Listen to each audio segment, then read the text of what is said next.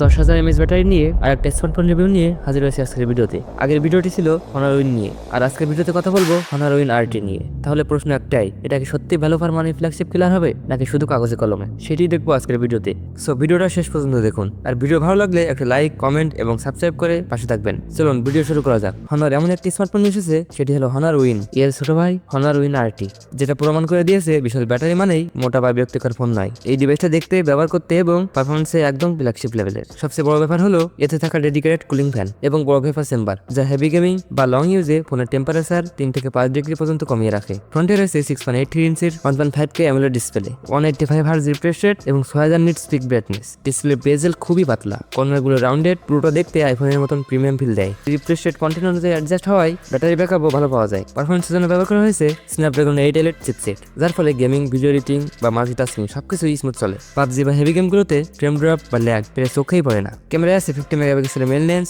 সাথে 12 মেগাপিক্সেলের ultra wide এবং 50 মেগাপিক্সেলের সেলফি ক্যামেরা, যা ডে ও লো লাইট দুক্ষেত্রেই ভালো রেজাল্ট দেয়। ভিডিও রেকর্ডিংও স্টেবল এবং শার্প। সবচেয়ে বড় হাইলাইট হলো এই 10,000 mAh ব্যাটারি। নর্মাল ইউজে সহজেই 2 থেকে 3 দিন ব্যাকআপ পাওয়া যায়। সাথে রয়েছে 100 ফাস্ট চার্জিং, ওয়্যারলেস চার্জিং, তবে এই ফোনটিতে রিভার্স ওয়্যারলেস চার্জিং নেই। কয়েক বছরের অ্যান্ড্রয়েড ও সিকিউরিটি আপডেটও পাওয়া যাবে। বাংলাদেশের দাম অনুযায়ী এটা value for money flagship killer smartphone বলা যায়। আপনার কি মনে হয় কমেন্টে জানান।